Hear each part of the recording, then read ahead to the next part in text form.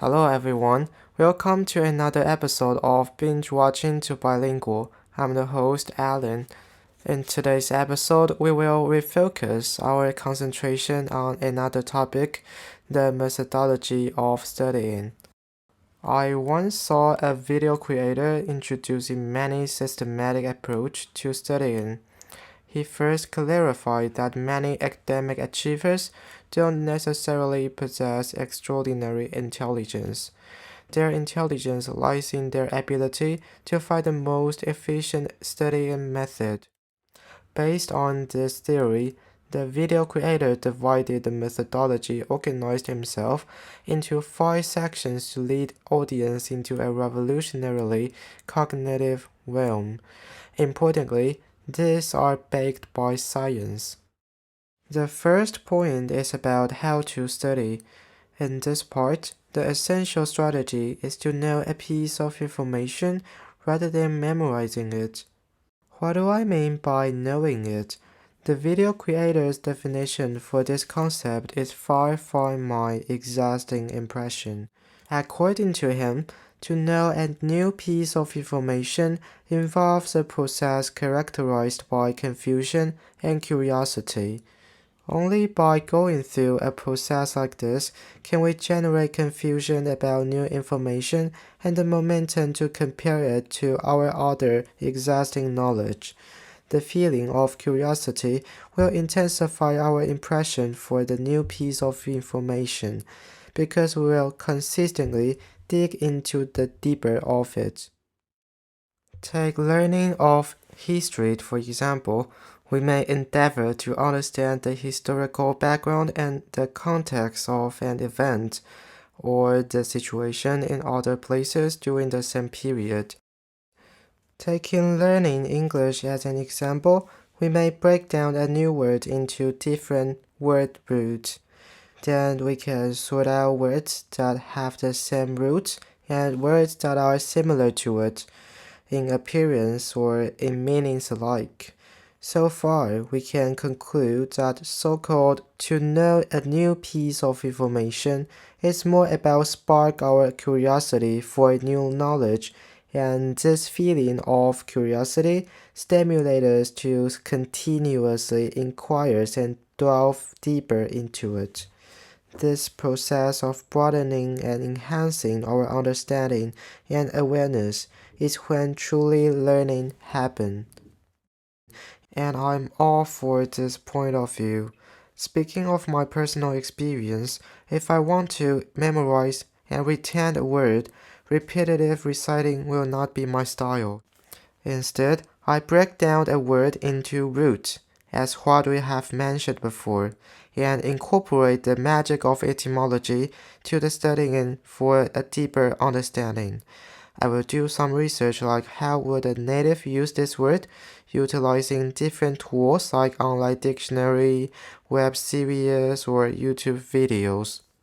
Or for some words that are more common, I will take advantage of Longman Dictionary, like the one we discussed in the last episode. Ways that are diverse and versatile like this, encompassing static text and dynamic video, audio, formal written usage, or oral casual usage, can come across as rather troublesome, but the final harvest should be sweet. So far, I can already imagine tons of questions emerging from the deepest of your heart. Take the learning of English as an example again. To memorize a word requires so much additional work branching out from it. Isn't it too complicated? It sounds exhausting and violate a universal norm. At this moment, we can think of how a child learns. It happens when you tell the child a new things and he keeps asking why. To answer all of these questions, you start explaining with a greater abundance of details or examples, and he surprisingly understands. Then, how do we gain more time to do this relevant research and groundwork for a particular kind of knowledge or information? is that we don't do repetitive reading, highlighting, and taking notes. Yes, repetitive reading is an intuitive studying habit that a majority of learners will possess. Plus, taking notes is where those academic achievers benefit. As a result, we often consider this learning pattern as normal and usual, but as a matter of fact, this is not efficient enough. We lack opportunity to do active recall during repetitive reading, so that we are not aware of where we still not figure out and where our weaknesses lies in. Basically, it is an assuring but deceptive approach. Furthermore, repeatedly reading is like indiscriminately throwing information into your mind as if it were newly purchased goods. Soon, your mind becomes like a classroom with knowledge being haphazardly thrown in. Therefore, when faced with exams or practical situations, our performance often suffers. This is why we emphasize the need to know information, to go through a process of curiosity, and then to locate the new information by repeatedly searching for related information. Only then can we have a complete understanding of this new information and store it in our mind in an orderly manner. Therefore, highlighting and taking notes should not be the main focus of our learning model. Instead, we can use the time to do all of these things to focus on what is known as knowing a piece of information. Now, let's talk about how to review. We use the first method for the initial stage of learning. So how should we review? Let's take in our daily commuting by car as an example. If we were asked to walk from our home to our school or workplace, would we know the route clearly? The answer is definitely no. In this example, we see that the process of commuting by car every day is similar to just reading knowledge from books. We follow the words clearly laid out in the books, just like the transportation leading us. We lack the process of actual visit and exploration, so we mistakenly believe that we have learned. Just as when transportation takes us to our destination, we think we can walk there. It's all a misunderstanding. So what is the best way to review? Is to truly face and examine our progress to confirm if we understand. It's called the doodling method. After preliminary learning, look at the table of the contents and look at the headings, and then take out a piece of scrap paper to record what you learned in each unit. What you can write down is what you don't understand or haven't clarified yet. With this method, you can clearly grasp which point you are not yet familiar with and avoid the pitfalls of repeated reading mentioned earlier. It's like clarifying a route during a journey. Only then do you know how to get to your destination. You can ensure a thorough and contextual understanding of a piece of information.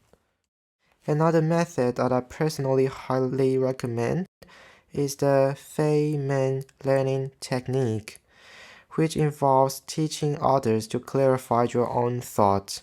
I find it similar to doodling, but I prefer verbal communication, so I think practicing this method is particularly interesting.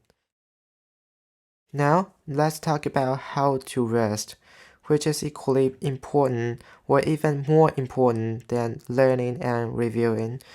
If learning is uploading knowledge to our brain to form a network of neurons, then strengthening this network is crucial during rest. Research shows that the brain releases neurotransmitters to mark new knowledge for consolidation. The marked neural networks becomes units to be organized. When we rest, our brain operates at 10 to 20 times the speed, reinforcing the depth of memory. This reinforcement speed is much faster than the impression deepening during learning.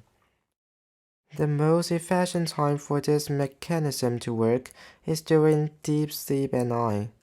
Even during waking hours, we can benefit from this mechanism during learning intervals, as long as we remember not to accept new information while trying to rest, such as using our phones. Using a phone is not a form of rest. Instead, it wastes the opportunities to utilize this powerful mechanism. Next, let's talk about planning. There are three key points: finishing studying yearly, planning the big picture, and facing reality. Regarding why we should finish studying yearly, is because we often fall into the planning fallacy. If we fail the entire exam preparation period with progress, we lack flexibility. Also, humans have limited time to concentrate each day. Many times we overestimate the amount we can absorb and learn, so it's safer to require ourselves to finish studying yearly instead of spreading progress evenly across every time point. As for why we should only plan the big picture, most of the time we are not that disciplined. If we plan our studying in the very specific details, many times it only adds pressure. Additionally, if we haven't finished the progress from the previous day, we will force ourselves to catch up, thus compressing the time for rest, and the overall efficiency of studying will be dragged down by the detailed plan we thought was very rigorous at the beginning. Finally, facing reality is particularly important for perfectionists like me. It's about recognizing that we cannot memorize everything perfectly. Choose to delve into the chapters that can get you the highest scores in the shortest time, and try to produce the best result in a goal-oriented way. Wisely prioritize and distribute your energy and time on sufficiently important parts. Lastly, let's talk about maintaining the right mindset. Here we can imagine our lives as a storybook, and we are currently writing a chapter of our lives. We can reflect on how, when we look back on these chapters, what kind of selves do we hope to see? This kind of thinking can convince you to believe that you are doing something beneficial and meaningful for yourself. For me, it adds a sense of mission, motivating me to take action and take responsibility for my life and ideals. So, here are the 5 elements of this more efficient learning pattern I want to share with you today. Certainly, everyone has their own most effective study method, but adopting or simply understanding these frameworks can offer new perspectives when faced with learning obstacles. I've been using this framework for nearly half a year, and learning has become addictive. Perhaps our listeners can start to change their learning habits from today, and who knows, it might work wonders. But the methodology introduced today can definitely apply to it, and it is what I'm doing for my English learning too. So hope you enjoyed this episode. Stay tuned and I'll see you in the next episode.